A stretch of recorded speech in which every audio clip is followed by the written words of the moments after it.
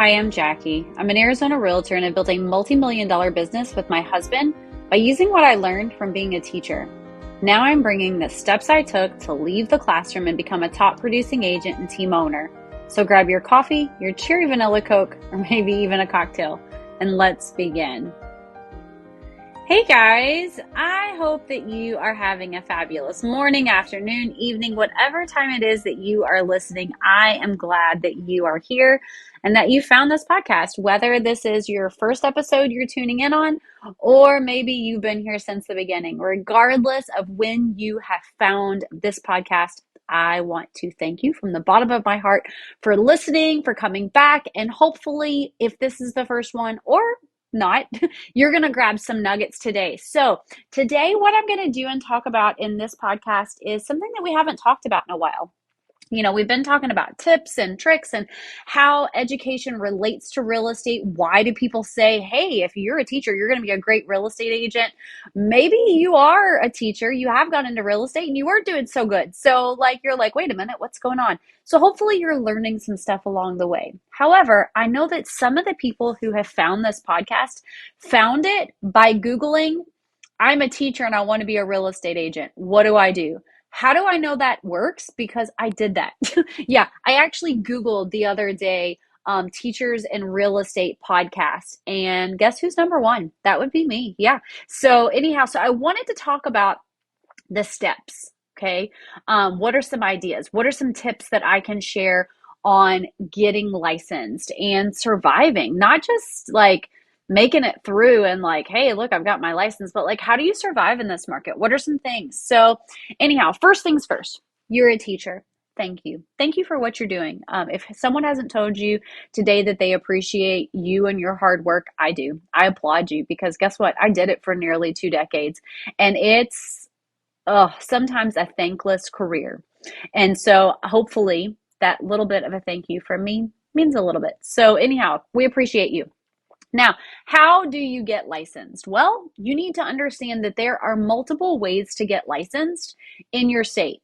You can choose to do in person. That was the way that I got licensed. Or you can do it all virtually. Now, what are the pros and the cons to both of the ideas? Now, I will tell you this, the CE shop, and I will drop the link to our CE shop in the description of this podcast. Check it out because typically I have some different coupon codes on our CE shop website. So you can get a little bit off of it. But so why would someone do virtual versus in person? Well, some people, they want to get licensed right now. And what's going on right now if you're teaching? Well, you're in the classroom, right? I mean, unless it's winter break, summer break, spring break, some type of break, okay? You have other things on your plate. So a self-paced online virtual option is the best for you. And the reason why is because your life is busy. Your schedule changes from day to day. Maybe you are a parent, okay? So you've got a lot going on, right? So the self-paced option works great for people who don't have a set schedule and they need to be flexible in when they do their real estate education. Now, what is a con? If you are a learner like me, and I'm just going to go ahead and tell you, I do not do well with online learning. I don't. I do not flourish in that atmosphere. It's extremely hard for me to stay focused. It's hard for me to retain the information. I really need to have someone in person in front of me that I can ask questions, clarifying questions, so that way I can understand the material at a deeper level. Okay? Now, if you are like me, then the online option is going to be an obstacle. I'm just going to be honest with you, okay? It's going to be an obstacle. And the reason why is because you are going to have to push yourself and study in a way where it offsets the negative, okay? Now, in-person option, I loved it, okay? The in-person option worked perfect for me. I actually got licensed here in Arizona and Kentucky, and I had in-person for both of them, okay? So back in Kentucky, we did, I want to say the state stuff in person and the national stuff was online. In Arizona, I was able to do all of it in one. It wasn't two separate tests. It wasn't two separate anything. It was all in one. So I don't know if that has recently changed in all states, but you're going to want to, see which option is best for you. Now, I loved the in person. My instructor was very good at preparing me for the exam. Okay. He did a great job of saying, look, this is definitely on the test. Highlight it, memorize it. He was really good at saying, hey, this is not important. We're going to skip over it. He was good at um, telling me stories that would help trigger um, the definitions of certain, words or, things that would be on the test. Now, he was not best practice teacher though. And there was a lot of times when I thought to myself, oh my God, this is the worst type of teaching ever. However, he was not teaching me something like we teach in school. Okay. He was not teaching me something that I was going to actually have to use, that I was going to have to, understand to be able to problem solve during stuff. That's not what it was. Okay. So he would tell me, you don't have to remember this. It doesn't have to make sense to you. And in my teacher brain, I'm like, oh my God, that's the worst thing to say ever. But that's what I needed to hear because I don't have to understand what these different terms are. I have to memorize them long enough to take a test, which brings me to my second tip. If you are getting licensed, you need to go through that material as quickly as possible.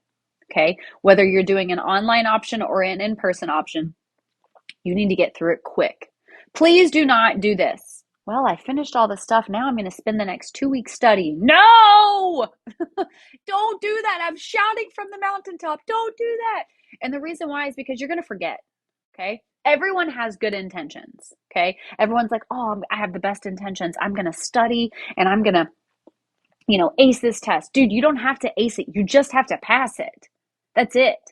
As long as you have been attentive, okay, you've been present, you've done it quick enough, you've reread your notes, you're going to pass the test. Okay. Now, a lot of people will say, oh my gosh, this is the hardest test that I've ever taken in my entire life. Dude, you are not a parent then. Okay. Because the hardest test in life is like helping your child survive when you know nothing about being a parent. Okay. That's the hard test. Okay. This is not the most difficult test. Now, are there some people who need to take the test multiple times to pass? Yes. Guess what? I was one of those. Okay. I think my Kentucky test, I think I took it literally like maybe 6 or 7 times. I didn't think I was ever going to pass it. Like I remember going the last time and thinking to myself, if I don't freaking pass this test, I'm done. Like I'm just not going to get my real estate license at all. Okay. And this is what I did. I did the whole, I'm going to study for a couple weeks. No. And then I forgot stuff. When I was in Arizona, I finished my last class, I believe, was on like a Tuesday. Wednesday, I went up there and I took the in-person test because that's another thing. Okay, you have to take 2 tests. Okay, you'll take the first, and it doesn't matter if you're online or in person. Okay, you're going to take one test after you've completed all of your coursework. Okay, and what that's going to do is it's going to give you a course completion certificate. You take that course completion certificate to then where you will take your state test. Okay. Once you take that second one and you pass that one, now you have your certification as a real estate agent. You still can't practice real estate, but you've done everything you need to do to apply. So anyhow, back to when I was in Arizona. So I finished my classes on Tuesday. I took the test on Wednesday. I passed. I took the state test the very next day. And everyone's like, you're crazy. And I'm like, nope, I'm not crazy. I know my brain. You, as an educator, I think that's one of the things that helps us to prepare for the exam better. We know how to study, we know best practice. We can come up with lots of little things in our head, whether it's a mnemonic device or whatever, to be able to remember a lot of different words, right? Okay, that's the other thing. Guys, you have to spend each day at least 15 minutes, if not longer, totally in absolute silence, if that's the type of studying you need, or whatever works for you. Okay. For me, I had to have absolute silence, not science. I love science though. Okay. But anyhow, silence. And the reason why is because I couldn't concentrate if there was anything going on. Okay. So do what you need to do to be able to study. Know what works best for you. Okay. So you've taken the test or you've taken the classes, you've decided which option is better for you. You have completed the online class to show that or the test to show that you've completed it. Okay, you're going to take your state test. There's another thing you have to do. You have to, in Kentucky, or well, each state is different. Let me just say that. Okay, first things first is if you're going to get your real estate license, you need to go ahead and go to the Google. And yes, I call it the Goog. And you're going to type in, whatever state you're in, real estate requirements. Okay, what does it take to be a real estate agent in whatever state? Okay, and then it's going to tell you what you have to do. Okay, when you're in the classes, whether it's online or in person, it's going to also remind you, hey, these are the requirements. So in Arizona, I had to also I had to do a fingerprint card. Okay, so they had to do a background check. Okay, you're not allowed to be a criminal and sell real estate because guess what? People probably don't want you in their house, especially, if you've been like charged with robbery. That would probably be a bad thing, right? Now, they're not going to fingerprint the people that we're working with, and that's a whole nother thing, but whatever. Okay, their job is to protect the public from us. Okay. The other thing I had to do in Arizona was I had to do what was called a contract law class. Okay. Everything you learn in real estate school is to prepare for a real estate exam. Everything you do after you've become licensed is to learn how to actually be a real estate agent and serve your clients. Okay. So that's just a little tidbit. So in this contract law class, and it was the first 6 hours of continuing ed that I had to do, I learned about what was in the contract for our state. What did each of the sections mean? How did things need to be filled out? What made that contract actually valid? What made it avoidable, or an unlawful contract, basically. So you start learning those things. Now, in your state, you're going to have certain continuing ed requirements. Okay, just like when you're in teaching, you have to do, your professional development hours, right, to maintain your license as a teacher. Same thing in real estate. You have to take what's called continuing ed, and each state is different. In the state of Arizona, I have 2 years to complete 24 hours of continuing ed, and each of the hours have to be in certain categories. Okay, so like when I was teaching in back in Kentucky, I remember I had to have like so many hours, and like I would take the stupidest professional development classes, like underwater basket weaving. Like, how is that going to actually help my kids? Okay, like it's not going to help my students. We're not underwater, we're not weaving baskets. But so many teachers don't take the professional development seriously. So, you just take whatever classes you can just so that way you can get your hours. Hours are hours, right? In real estate, probably we would all do the same thing. However, they have certain requirements. So, fair housing. You are not allowed to discriminate against any protected class. You have to be very mindful of when you are doing marketing and how you are speaking to people to make sure that you are not discriminating against any class, protected class, and that if someone or someone that who has come in contact with you then you need to be aware of how that could affect you in the business as well, right? So there's also laws in real estate, right? And they change. So what I learned 6 years ago when I got my very first license has changed now, right? And when you move from state to state, like we still have dower and curtsy rights in the state of Kentucky. In the state of Arizona, there is not that. Okay, we have what's called common property. Okay, or communal property. So lots of different things, right? So you're going to have to take these continuing education requirements. When do you take them? You take them during the downtown. Okay, so like right now, our market has kind of slowed down, so you have a little bit more flexibility in your schedule. So this is a great time for a lot of agents to get their continuing ed done. Then you need to think about, as you're getting licensed, what brokerage are you going to align yourself with? Okay, so when you take that second state test, okay, and you are actually licensed, you have to what's called hang your license with a brokerage. So when you do that, you need to interview a lot of brokerages, okay? and you need to make the best decision for you at that time, right? Because different times in your business, you're going to need different things. If you're brand new, brand spanking new, like you've never sold a single thing in your life, you've never written a contract, well, you need to find a brokerage that's really going to support you in that.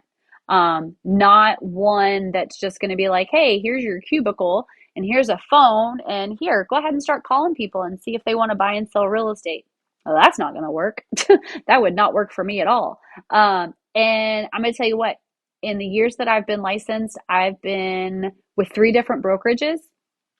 The first two brokerages that I was with, they didn't do a thing for me. And the reason why I went there is because someone told me it was a good idea. Okay. I didn't do my own research at all. And it failed me because I didn't sell hardly any houses. Like the first brokerage didn't sell a single house. Second one, I think I sold two. So you have to go where you're going to be fed, right? You have to make, and not even just be fed, but like fed in a way where you are going to be able to generate business. Now, joining a brokerage does not mean that like you're there for forever. You can never leave. No, it's not like that. Okay. It's like dating. Okay. You can date around. You can find different places. There's no time frame unless it's written in the contract. So ask that question when you go, like, hey, do I have to stay here for so long, or what are the requirements? Every brokerage is going to have different fees. Try not to get hung up on the fees. Obviously, like my thing is I always say like don't start spending money till you make money. Like don't, yeah, that's just like you're gonna go broke really quick. Okay. But you make sure if you are paying something, you're getting something out of it. Okay. Don't get hung up on commissions. Oh my gosh, I did that. That was horrible. Like that was the worst decision ever. And the reason why is because like I didn't know what I didn't know. Okay. My commission might have been higher at brokerage A versus brokerage B, but brokerage A that charged me a higher percentage um, gave me leads, and not even just like regular leads. Like they gave me people who were ready to go and write an offer, and they had people at the brokerage who were going to help me write that offer. And when I called someone to ask them a question, they actually answered the phone, right? So pay close attention to that kind of stuff. But guys, guess what, if you pick the wrong brokerage, it's not a big deal. Like really, you see, like people do it all the time. Okay, you just switch to a different brokerage. There's not like oh, you've already used your three for the year, sorry, you're stuck at this one. No, that's not how it works. um, Other tips, if you're going to go into real estate, so yes, those are the different steps, but you're going to have a lot of perseverance. Okay, so let's do real talk right now. Okay, during COVID, teaching sucked. I mean, it really sucked, especially at the beginning, right? Like we go away for spring break. They tell us we're going to be gone. There's this new thing coming out and whatever. Then we're on spring break and we get emails from our district or our principal or wherever saying, "Hey, we're going to be out for a couple more weeks." A couple more weeks turns into a month. A couple months turns into the rest of the year, which turns into, hey, guess what? Not only are we ending the school year online, but we're going to start the next school year online. If during those times you threw in the towel, and I'm not faulting you on it, okay? It sucked. But if you threw in the towel before you even tried, real estate's probably not for you, okay? And I don't mean to discourage you. Please don't take it that way. But real estate is hard.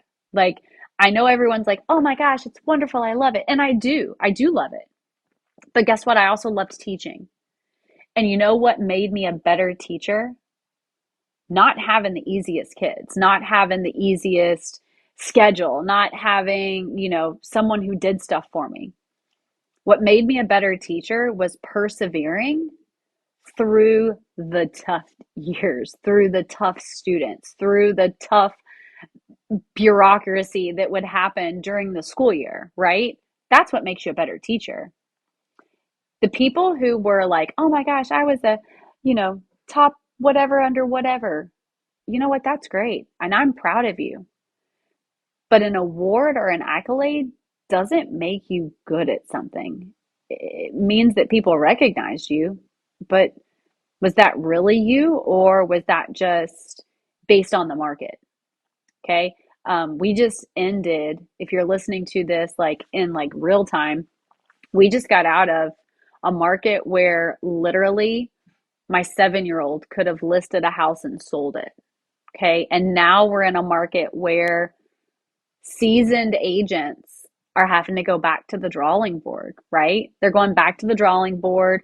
They're trying to figure out different ways. They're having to collaborate with other agents. People are having to share ideas. We're seeing a lot more masterminds where people are sharing like experience because a lot of agents haven't seen all these different markets, So it's different. Like we're really having to kind of like compare things.